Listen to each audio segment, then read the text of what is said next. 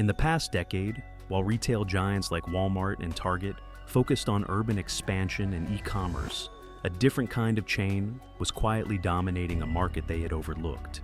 Dollar General, often dismissed as a simple dollar store, now operates over 19,000 locations in the United States, more than Walmart, Starbucks, or McDonald's.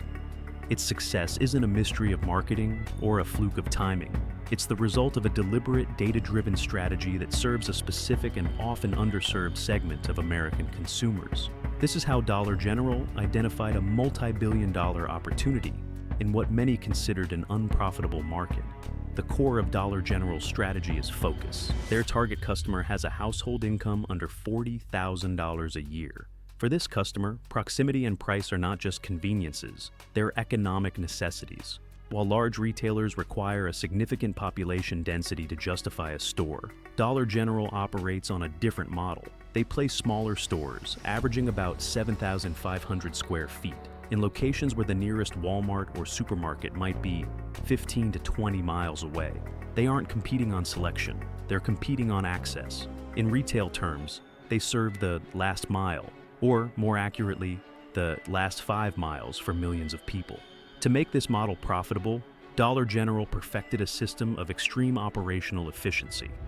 Simplified assortment. A typical store carries around 10,000 items, focused on consumables and essentials. This is a fraction of a supermarket's inventory.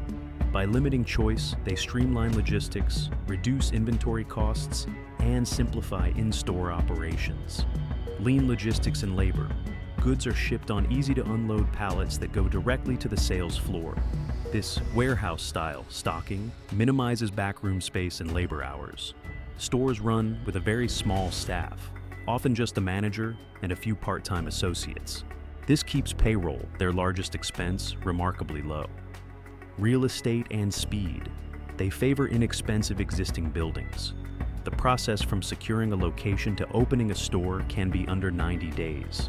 This allows for rapid, capital-efficient expansion into communities larger chains would bypass. The goal isn't to create a shopping destination. It's to function as a low-cost, high-frequency convenience channel for everyday needs. The financial engine is counterintuitive but effective. The average transaction at Dollar General is small, often between $10 and $15. However, the typical shopper visits over 20 times a year, far more often than they would visit a larger, more distant store. This high visit frequency generates consistent revenue and crucial customer data. The store layout and product placement, with high-margin impulse items near the checkout, are designed to increase that average ticket slightly on every visit. It's a volume business built on necessity and habit. Beyond raw frequency, this data flow powers a critical edge: hyper-local inventory management. Dollar General uses purchase data to tailor assortments at a neighborhood level, knowing which stores sell more baby formula, automotive supplies, or specific ethnic food items. This precision ensures their limited shelf space is packed with what each community will buy immediately, turning their small size into a data collection asset that minimizes waste and maximizes turnover. This data-centric approach extends to a just-in-time inventory system, keeping capital from being tied up in unsold goods, a critical advantage in a low-margin business. Furthermore, the model is recession-resistant by design. When the economy weakens and disposable income shrinks, their target customer base actually expands as middle-income households trade down. This isn't a business that waits for good times. It's engineered to perform when times are tough, making it uniquely defensive in an unpredictable market. This resilience has made it a favorite for investors seeking a hedge against economic downturns. There are also subtle psychological and behavioral nuances at play. The small, crowded format creates a perception of abundance and treasure hunt discovery, encouraging browsing.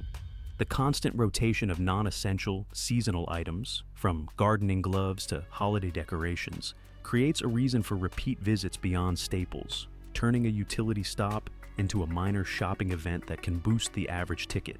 Pricing also plays a role. The prevalent use of odd price endings like 00 and 97 and clear value messaging creates a powerful perception of savings, even on items with healthy margins for the company.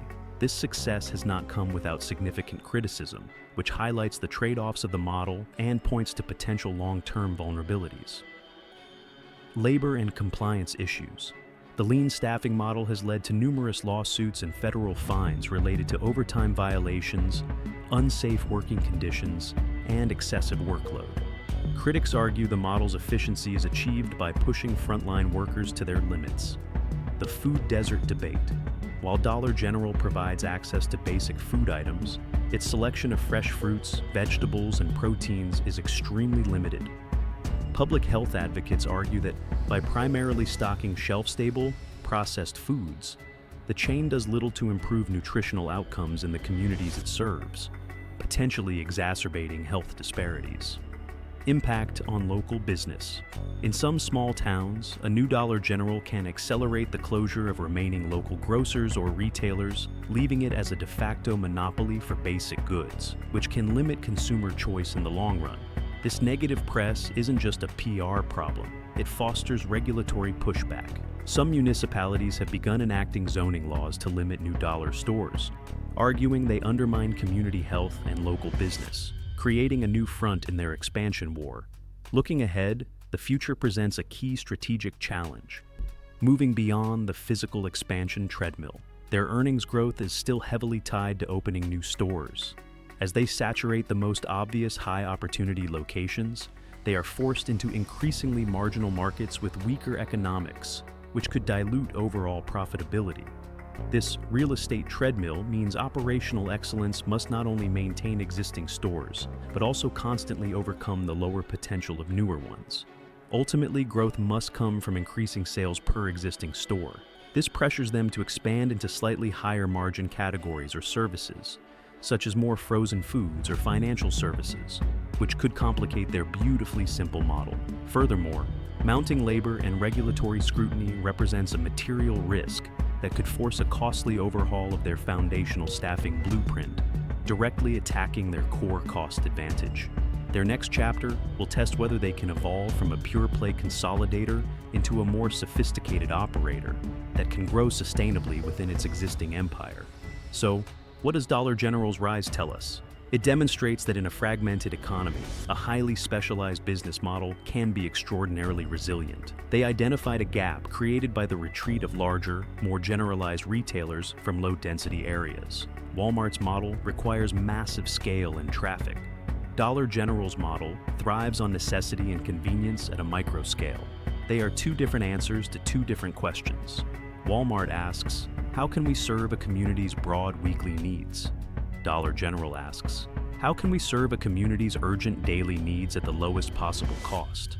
Their success is a signal of persistent economic strain in certain segments of the population. Their growth is, in part, a metric of demand for ultra-low-cost, basic retail. Dollar General is not a retail disruptor in the traditional sense. It is a consolidator of a specific underserved market. Its story is less about innovation and more about execution, applying rigid operational discipline to a segment others found unattractive.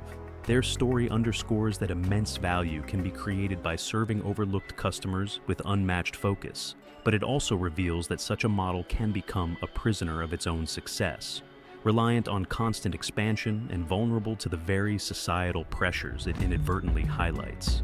If you want to see more straightforward business breakdowns, smash that like button, hit subscribe, and ring the bell. Keep in touch.